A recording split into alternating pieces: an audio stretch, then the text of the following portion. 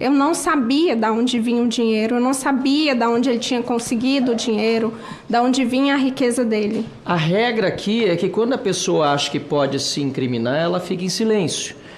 E aí que eu me pergunto, se você pode colaborar, não se sente parte, ou diz que não é parte categoricamente disso, por que não colaborar com a CPI e responder todas as perguntas? Por que às vezes ficar em silêncio? Eu estou colaborando, mas tem perguntas que me constrangem, e me constrangem da forma que são feitas. Mas não tem constrangimento aqui, tem tá tomando super respeito. O que aconteceu em uma sessão recente no Congresso deixou o clima completamente tenso e levantou perguntas que até agora muita gente quer responder. Tudo começou quando um detalhe aparentemente pequeno foi citado durante um depoimento, mas esse detalhe acabou puxando um fio que ninguém esperava. Em poucos minutos, parlamentares começaram a trocar acusações, o tom subiu dentro da comissão e um debate que deveria ter técnico virou um dos momentos mais comentados da investigação. O motivo? Uma coincidência que alguns deputados diziam que precisa ser explicada melhor. A mesma estrutura de defesa ligada à pessoa que aparece em lados diferentes dessa história. E quando esse ponto veio à tona, a discussão ganhou outro nível.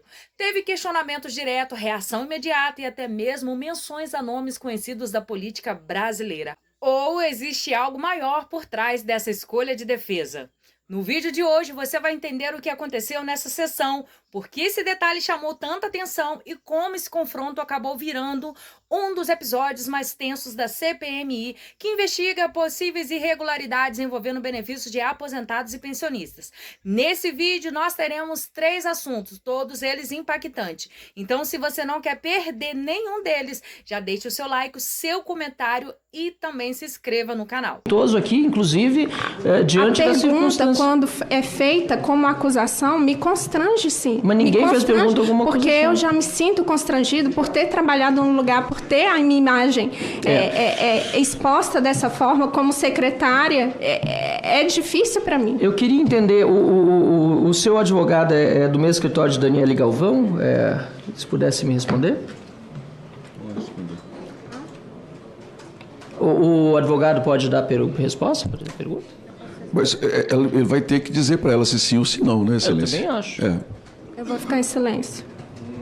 Ué, mas a informação pública. Daniele Galvão, tá? É a namorada do Zé Dirceu que assumiu a defesa do careca do INSS. E o seu advogado é do mesmo escritório da pessoa que defende o careca. Assim, serviço do advogado. Aliás, está orientando muito bem.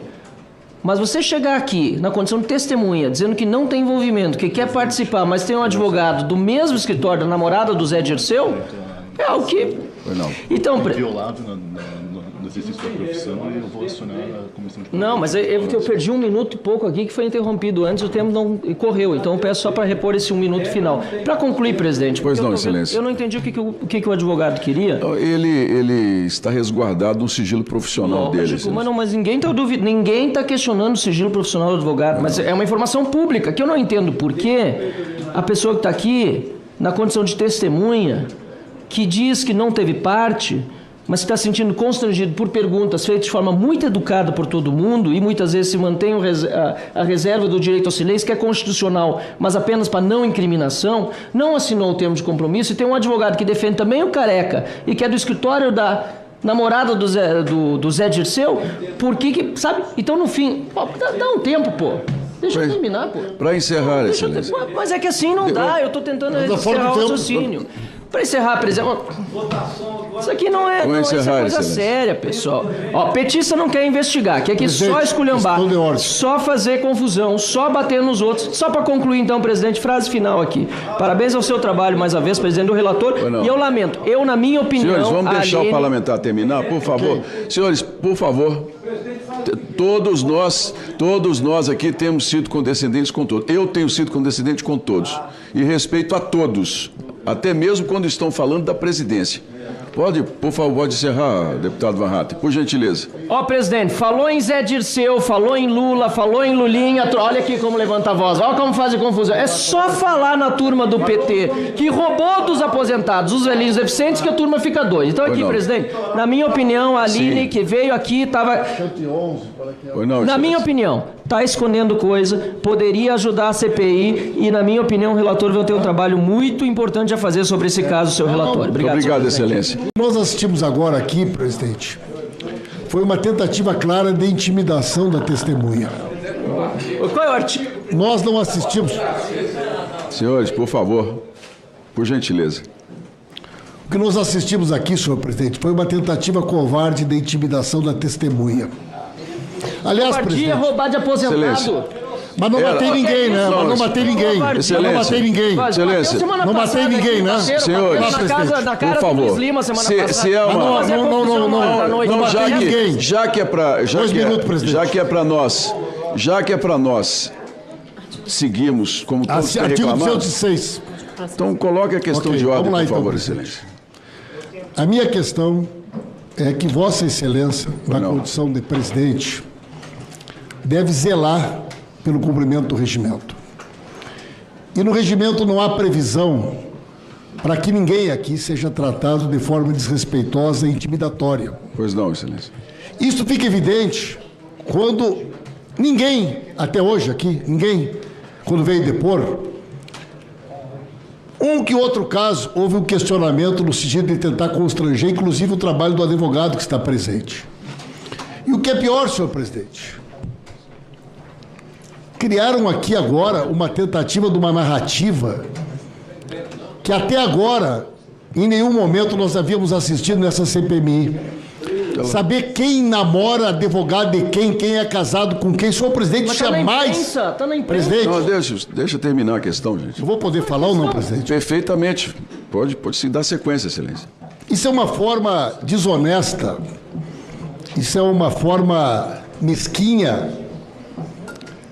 Se refere a uma advogada, uma profissional respeitada, mas no sentido de tentar desqualificá-la, tenta nomeá-la como se ela fosse namorada do fulano ou do ciclano. Isso é uma forma misógina, covarde, de se referir a uma profissional advogada como se ela tivesse que aqui ser nomeada como a namorada do fulano ou como a esposa do fulano.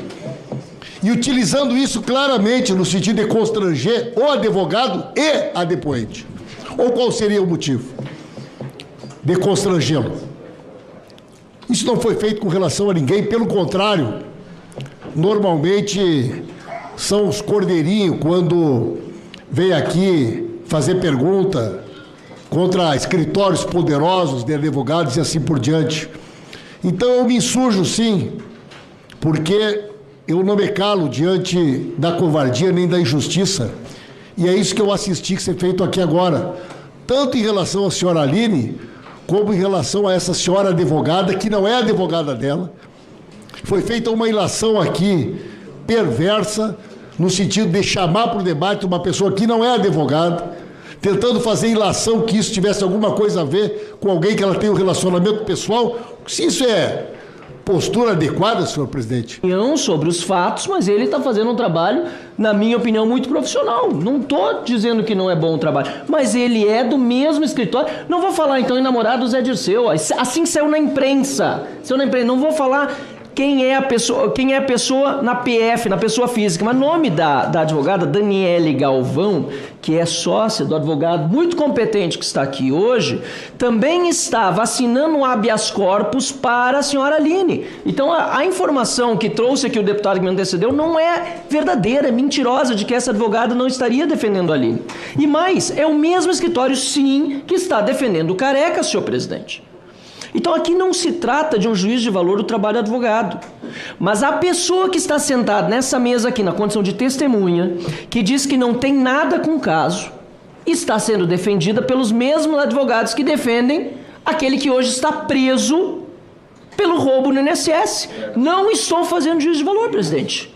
Eu não estou atacando ninguém, aliás, pelo contrário. Repito, ó, habeas corpus aqui para trazer o conhecimento de todos. 268957. Foi impetrado no Supremo Tribunal Federal pela doutora Daniele Galvão, cujo trabalho como advogado eu não conheço.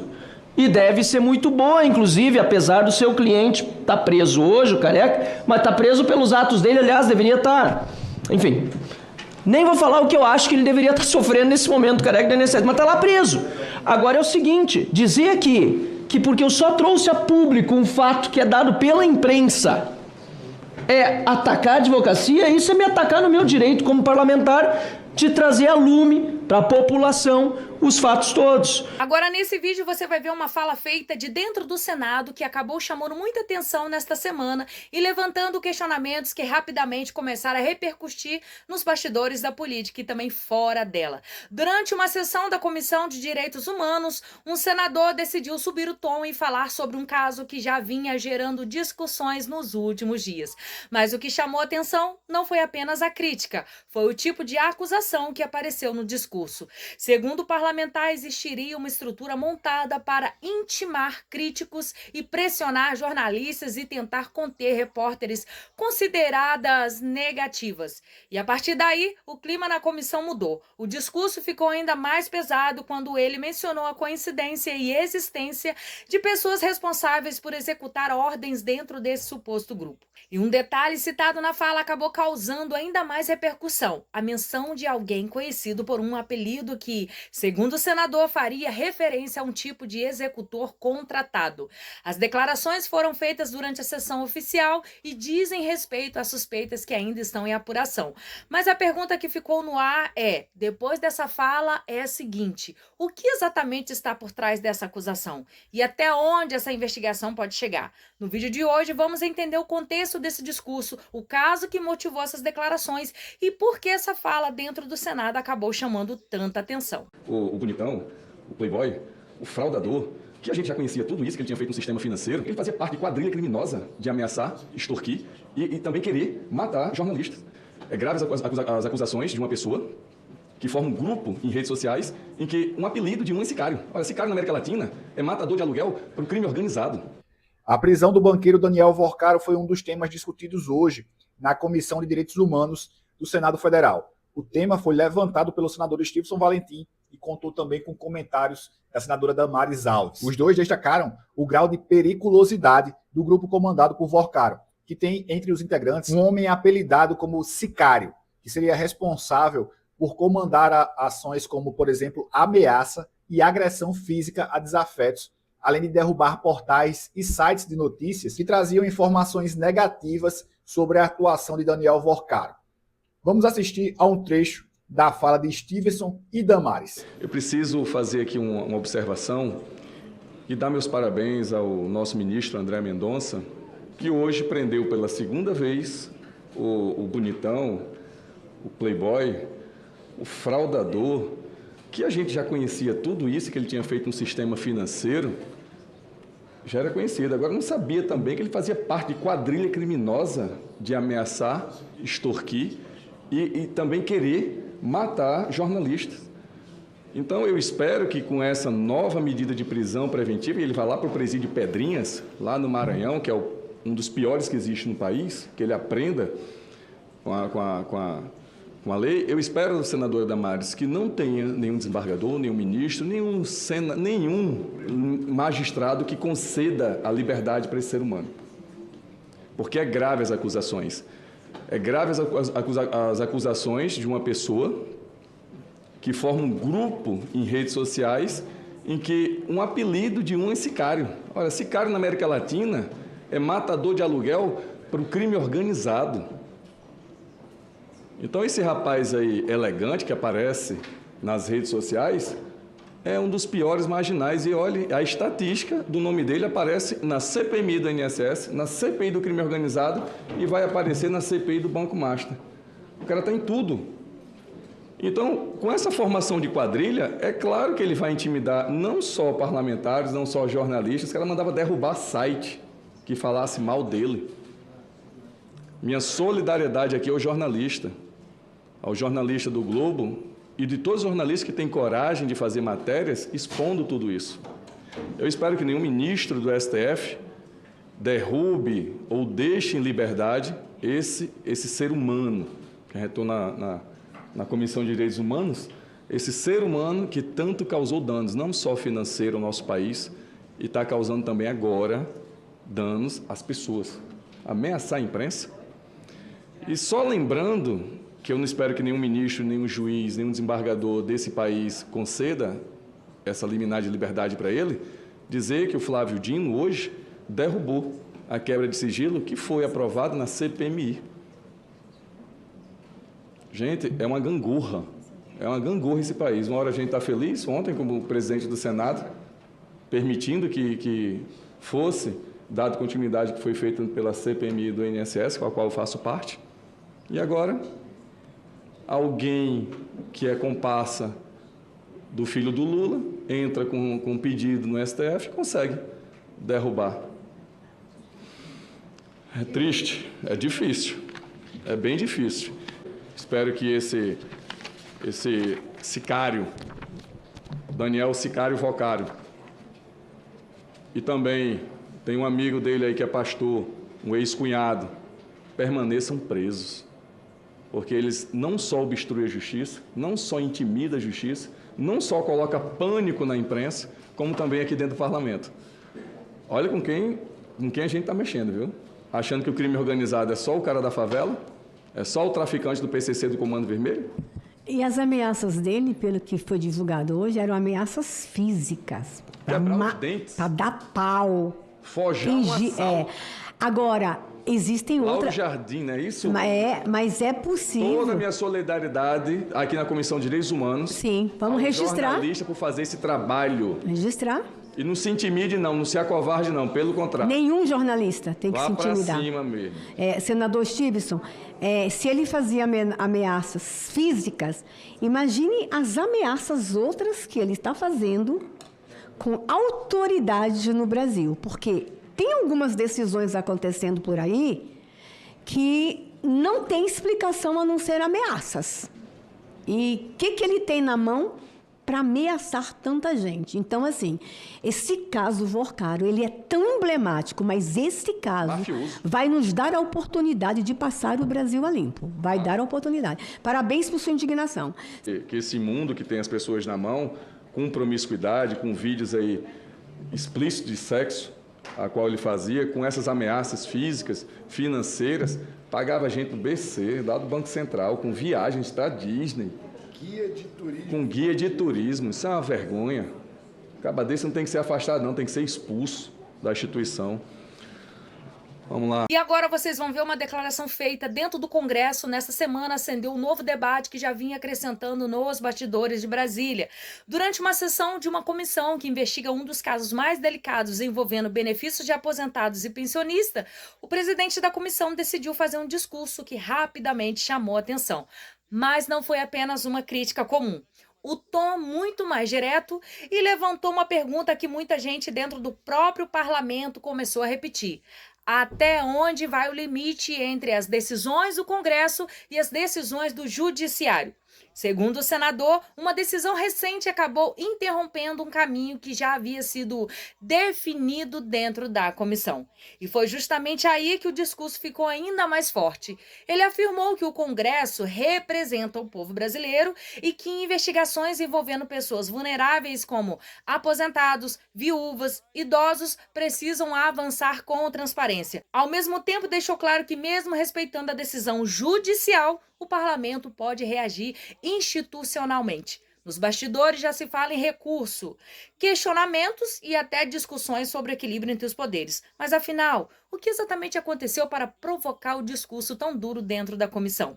E por que essa discussão pode abrir mais um capítulo no debate entre Congresso e Supremo?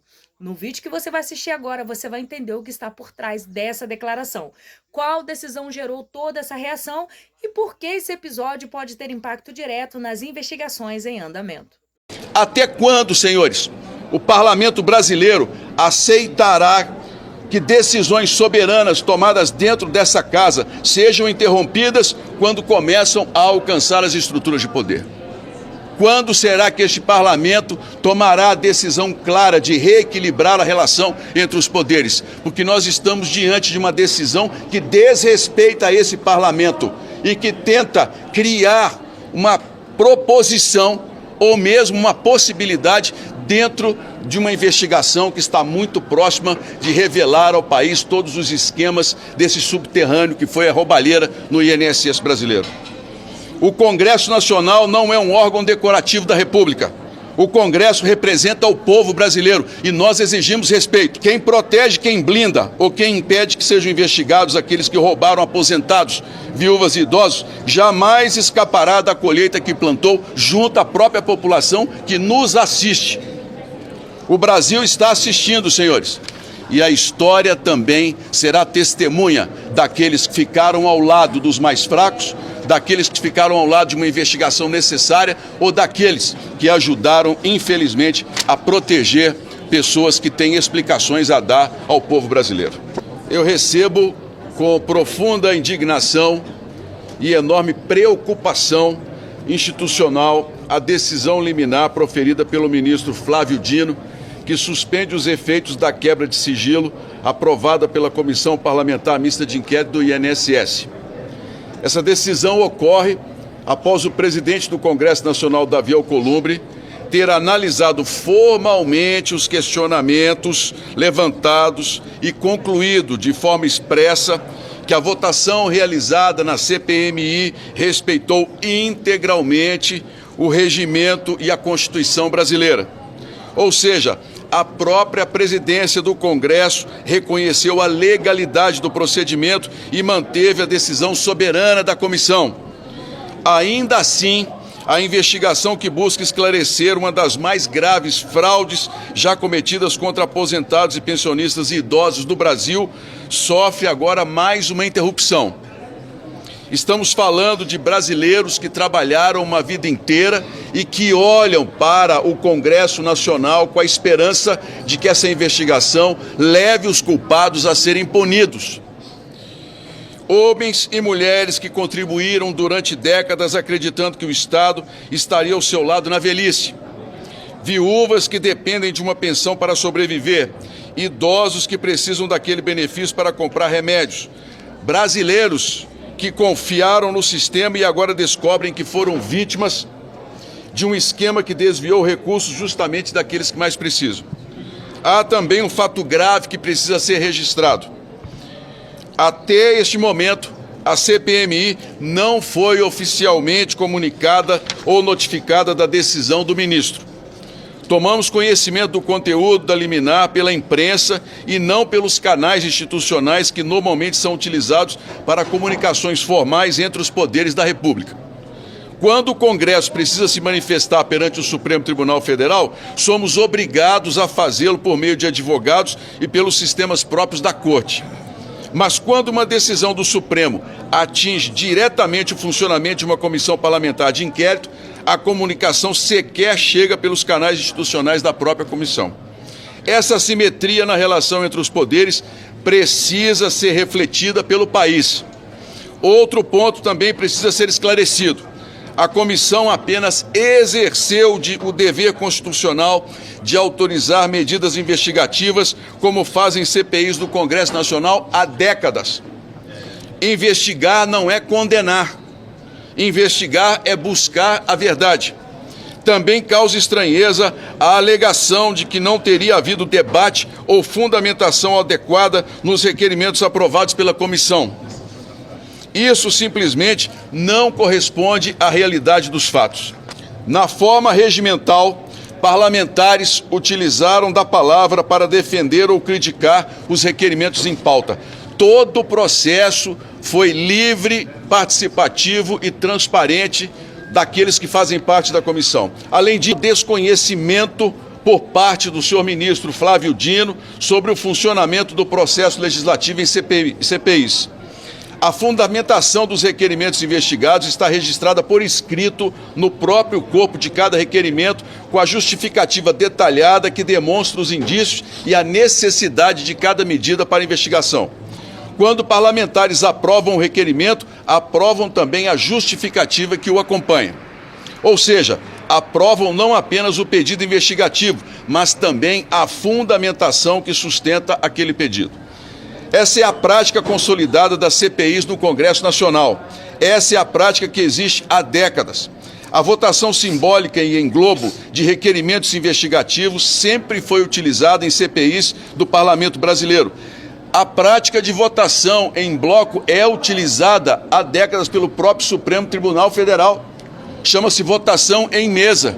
Os processos não são analisados individualmente, são analisados em bloco pelos ministros e não há nenhum questionamento constitucional em relação ao trabalho do Supremo, apenas em relação ao trabalho desse parlamento. Foi assim na CPMI da pandemia, foi assim na CPMI dos atos de 8 de janeiro. Ambas aprovaram inúmeros requerimentos dessa forma e isso jamais foi questionado. Será que agora, porque estamos muito próximos de núcleos de poder, de revelar ao país grandes influências políticas que levaram a sustentar todo esse esquema de roubo na Previdência brasileira, será que é por isso que nós estamos nessa tentativa de impedir, atrapalhar e atrasar os trabalhos da CPMI?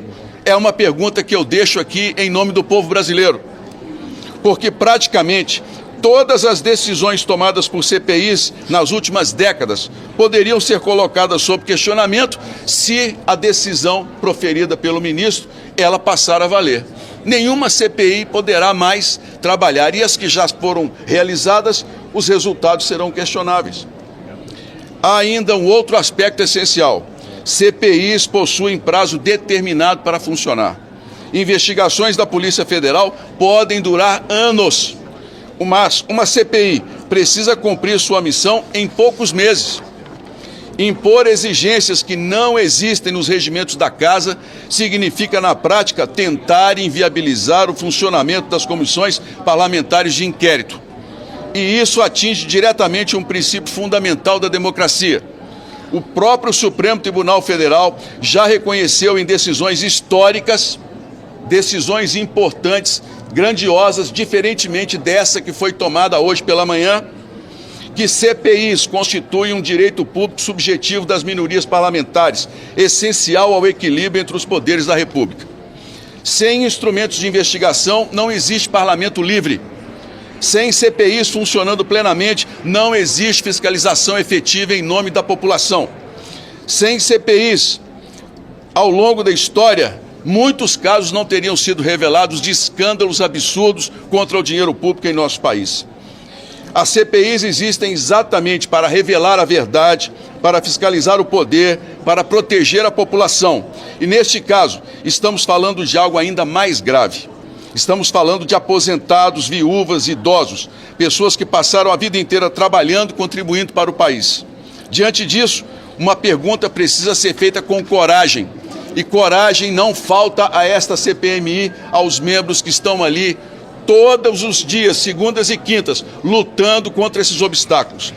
Até quando, senhores, o parlamento brasileiro aceitará que decisões soberanas tomadas dentro dessa casa sejam interrompidas quando começam a alcançar as estruturas de poder? Quando será que este parlamento tomará a decisão clara de reequilibrar a relação entre os poderes? Porque nós estamos diante de uma decisão que desrespeita esse parlamento e que tenta criar uma proposição ou mesmo uma possibilidade dentro de uma investigação que está muito próxima de revelar ao país todos os esquemas desse subterrâneo que foi a roubalheira no INSS brasileiro. O Congresso Nacional não é um órgão decorativo da República. O Congresso representa o povo brasileiro e nós exigimos respeito. E quando o Congresso decide investigar crimes contra aposentados, viúvas e contra idosos, o Congresso está cumprindo exatamente o papel que a Constituição nos atribuiu. Por isso, este momento precisa ser registrado para a história, porque a história registrará quem se levantou para defender os mais fracos, quem se levantou pela justiça. E também registrará quem preferiu impedir que a verdade fosse investigada. Passou da hora de o parlamento brasileiro se levantar em defesa das nossas prerrogativas. Passou da hora desta casa afirmar com clareza que o equilíbrio entre os poderes da República não pode ser rompido. Cada poder tem o seu papel. O Executivo governa, o Judiciário julga e o Parlamento legisla e fiscaliza por meio de CPIs que são transparentes e constitucionalmente funcionam com todos os seus detalhes previstos em lei. Nenhum poder pode impedir que o Congresso cumpra sua missão constitucional de investigar fatos que atingem diretamente o povo brasileiro. O que está em jogo aqui não é apenas uma investigação, senhores. O que está em jogo é o respeito às prerrogativas do Parlamento e ao equilíbrio entre os poderes da República. Prerrogativas que têm sido desrespeitadas constantemente por habeas corpus, inclusive, que permitem que pessoas que têm declarações a dar, que são investigadas, não compareçam à CPMI. São intromissões no trabalho deste parlamento que nós precisamos, com altivez, com coragem e responsabilidade, responder à altura. Quem protege, quem blinda ou quem impede que sejam investigados aqueles que roubaram aposentados, viúvas e idosos, jamais escapará da colheita que plantou junto à própria população que nos assiste. O Brasil está assistindo, senhores. E a história também será testemunha daqueles que ficaram ao lado dos mais fracos, daqueles que ficaram ao lado de uma investigação necessária ou daqueles que ajudaram, infelizmente, a proteger pessoas que têm explicações a dar ao povo brasileiro. Nós estamos, juntamente com a Advocacia do Senado, analisando todas as repercussões. No nosso entender, a decisão pode ser estendida a todos, mas ela está apenas voltada para um caso. A advocacia entrará com os recursos necessários para que a gente possa ter uma definição e eu espero que a turma do Supremo volte a respeitar o parlamento. Não é de hoje que nós, infelizmente, temos assistido por parte do Supremo Tribunal Federal decisões que nos estranham e que mostram claramente o quanto essa casa precisa reagir. Eu falo sempre para vocês, não como forma de retaliar, mas como responsabilidade institucional e republicana de reequilibrarmos o poder entre aqueles que estão nas autoridades máximas do país. É um absurdo essa decisão diante de tudo que vem acontecendo. Uma comissão que tem trabalhado com transparência, com clareza. Nós votamos Toda a votação foi feita dentro do requerimento, houve um questionamento, o presidente do Congresso Nacional reconheceu que o regimento foi cumprido. Agora, uma decisão que vem questionar uma prática que é histórica das votações em bloco, que o próprio Supremo faz. Essa decisão, com toda sinceridade, ela, no mínimo, causa estranheza diante do fato de que essas pessoas, a pessoa beneficiada em especial, ela tem explicações a dar ao povo brasileiro. E nós não vamos fugir dessa investigação. Não vamos fazer outra votação até nós temos todo o recurso. Nós temos que ser respeitados, a comissão é soberana, o Congresso é soberano. Nós temos que entrar e mostrar. Essa decisão do Supremo Tribunal Federal é uma afronta ao parlamento. É um absurdo o que está sendo colocado aqui. Como que não houve debate? Se os próprios parlamentares, um que está aqui, participou, se tudo foi feito, e quantas as CPIs todas votam em bloco, o Congresso vota em bloco decisões. Portanto, é no mínimo estranha essa posição do ministro Flávio Dino e nós vamos respeitar, porque decisão do Supremo Tribunal Federal nós temos que cumprir. É claro que republicanamente nós vamos seguir, mas mais uma vez, eu digo para os senhores, a necessidade de que nós acabemos com as decisões monocráticas. Já tem um projeto aprovado no Senado, está parado na Câmara, em que ministros não podem, um ministro, parar uma decisão de um Congresso Nacional. Uma turma pode-se até justificar, mas decisões monocráticas, senhores, essas hoje vêm, infelizmente, prejudicando o equilíbrio entre os poderes. Vou deixar o relator falar um pouquinho. Relator, o quão perigoso é a abertura desse precedente no STF para uma decisão de só a Advocacia do Senado. O primeiro ponto a ser esclarecido é que essa é uma decisão atípica. Nós estamos enfrentando verdadeiramente obstáculos quase intransponíveis para pegar os grandes corruptos da nação. A decisão monocrática do ministro Flávio Dino é um péssimo exemplo para a democracia. Nós estamos avançando muito em busca da verdade e nós não vamos admitir a interferência de um poder na casa. Não é possível que uma votação legítima reconhecida pelo presidente Alcolumbre seja desmerecida em uma decisão de um ministro do Supremo Tribunal Federal. A quem interessa blindar a Roberta Luxemburgo, a quem interessa blindar o Master, o C6, o Santander, a Crefisa, que estavam nesse bloco de decisões. Sem falar ainda na figura do Lulinha.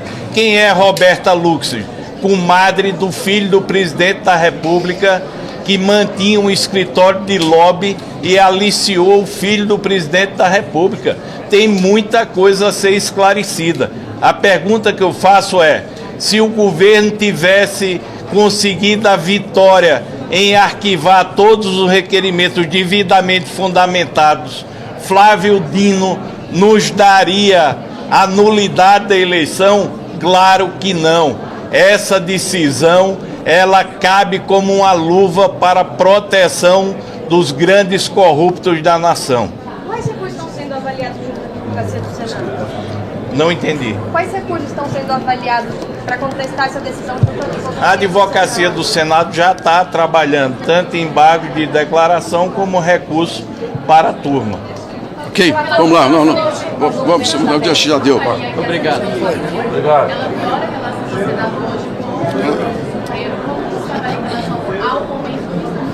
Presidente Viana foi muito feliz. Temos 3 poderes na República, que tem que ter independência e harmonia. O ministro Flávio Dino, ele atacou a independência do Congresso Nacional e atacou a harmonia entre os poderes. Quando o ministro Flávio Dino toma as posições dele em relação à investigação de parlamentares, ele está de parabéns. Vamos proteger o dinheiro público. Mas agora fica a pergunta, ministro Flávio Dino, e os grandes empresários, os grandes banqueiros, filho do presidente da República, por que essa proteção? Obrigado. Obrigado. Valeu, relator. Algo surreal hoje, que estavam ali nas entranhas encobertas, o senador Jorge Seife, de algo que é um hecatombe, deputado Marcel Van Hatten, no Brasil, com uma atividade de máfia que hoje foi revelada, inclusive, com violência, estratégias de intimidar jornalistas que criticam o dono do Banco Master, Vorcaro. Eu quero dizer que, nessa tarde de hoje, depois de tudo que foi revelado, senador Isalci Lucas, com a prisão, inclusive, de diretores do Banco Central, com a prisão do cunhado do Vorcaro, além dele, o Zettel, que eu ontem pedi a quebra de sigilo dele. Eu vi aqui nesse plenário um senador que é líder do governo no Congresso, falando que a oposição estaria blindando. Que blindando o quê? Entrei na CPI certa do crime organizado. E olha só, por ironia do destino, quem é que está na presidência da CPI do crime organizado? O PT.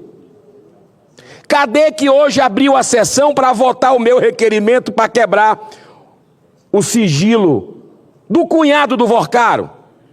Na dica, cancelaram a sessão, enquanto o brasileiro está assistindo pela primeira vez uma comissão parlamentar de inquérito que mais cancela a sessão do que realiza a sessão. Isso eu nunca tinha visto. O senador Jorge Seife está há 4 anos aqui, vai completar. Eu estou há 7. Nunca tinha visto isso. Enquanto a gente podia ter deliberado vários requerimentos, inclusive numa manobra, não foi votado um requerimento meu de quebra de sigilo da esposa do ministro Alexandre de Moraes, Viviane Barsi. Por que não? 129 milhões de razão se tem. Tem ligação com o Banco Master. Foi contratada e não atuou em nenhum dos órgãos que lá estaria preposto que ela atuasse no contrato. 129 milhões. Irmãos do ministro Toffoli, convocação.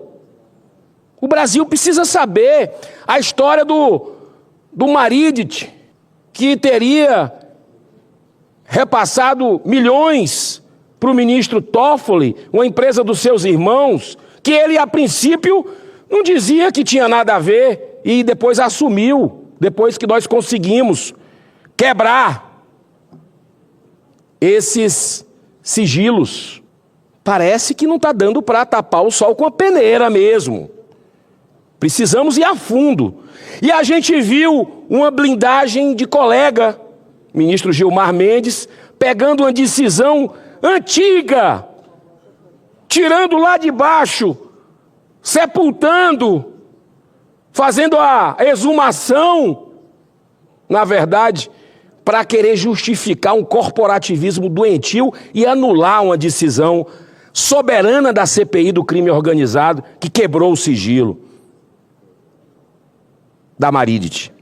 Olha, tem muita coisa a vir à tona ainda.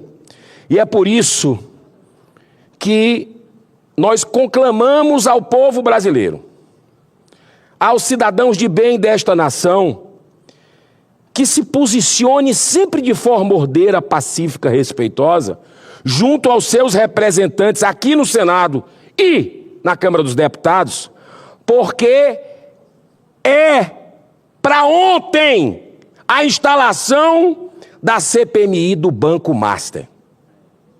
É para ontem a instalação da CPI do Banco Master. O presidente Davi Alcolumbre tem dois caminhos.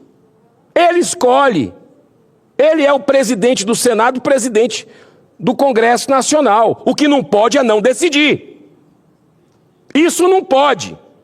Até porque os dados de hoje mostram algo grave. E eu trago aqui, nessa manchete do Globo, nessa matéria, dizendo algo grave, que faz ainda uma imposição mais forte ainda, para que o presidente Alcolumbre se mova nesses pedidos de investigação que tem aqui dentro. E eu repito, ele tem o dever moral de fazer. Olha só o que diz a manchete. Alcolumbre libera quebra de sigilo de Lulinha. Ontem nós vimos aqui, eu parabenizei o presidente, mas faz aceno ao Planalto. Interessante, aceno ao Planalto. Aí tem aqui no subtítulo da matéria. Presidente do Senado já informou a senadores da base do governo Lula, e assessores do presidente da República que não vai autorizar a prorrogação do prazo da comissão. O que é isso? Já não basta a declaração de Valdemar Costa Neto, presidente do PL, dizendo que estaria existindo uma troca de favores, ou seja, uma chantagem,